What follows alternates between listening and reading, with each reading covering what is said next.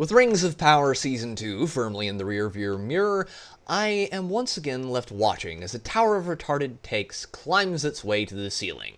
There were the shippers, encouraged by Amazon to bring their particular brand of mental illness and all its stupidity at full force.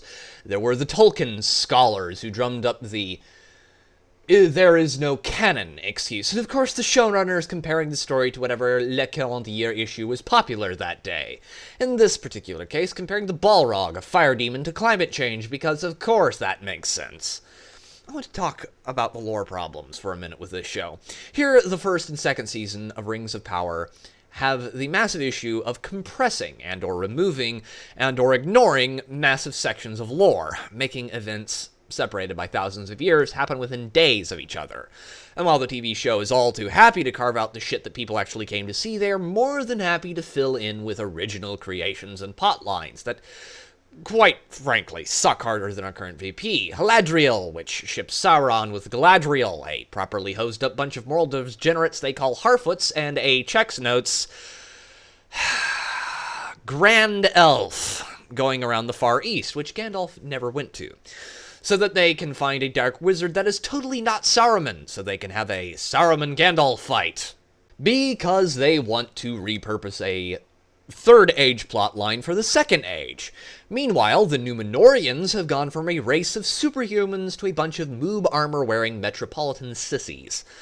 And the dwarves have turned into a bunch of vegetarians with an OSHA officer that after the sun portholes they use to grow food, because vegetarians collapse after an earthquake, forbids them to repair them. And if I failed to mention the loving orc family that only seeks to murder and torture in peace, this would fail to be an incomplete catalog of the show's sin. I say incomplete, as to go through and mark out every sin in this wretched abomination of a show would require far more time than I currently possess, and I have already gotten rather off topic. But speaking of getting back to the main thrust of this, why? Why has the media praised this show? Why is it so necessary to intentionally subvert the world of Middle-earth? Why did the showrunners seem to take such an interest in deconstructing every part of Tolkien's legendarium? Because the world of Tolkien exists in contravention to the cosmology of modern Hollywood. It is anti-progressive at its core. Tolkien explained that the main thrust of Middle-earth, if indeed it had one, was that it was anti-machine. He believed in the old ethos of England, the comforts of hearth and home, and rejected the industrialization that had come and changed the nation forever. Tolkien was a man who looked to the lessons and principles of the past and abhorred their abolition. He honored the traditions and legends that were now lost to the general public of the British Isles, and he created the Lord of the Rings to provide a mythology for the people of a nation that had by that time largely become alienated from their own. But in this day and age, you would have a hard time getting Hollywood and the excess media to admit that the Anglo-Saxon people existed, and thus they hold those legends that Tolkien poured his life into as a relic of a past they would hold to be evil.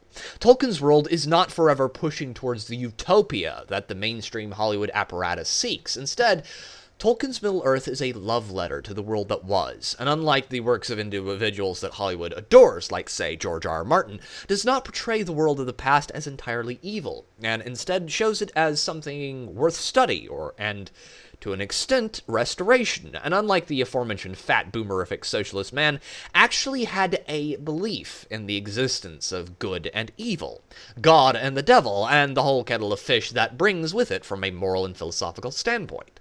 And this is borne out in his work, if you take the time to actually read it.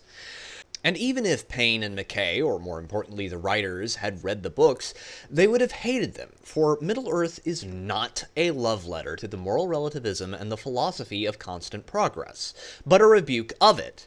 And that is why the media-industrial complex loves the Rings of Power, as it is a complete subversion of Tolkien's vision, and it is a triumph of Hollywood's ideology over one of the few major properties that actively stands in contravention to its religion of postmodernist secular humanism.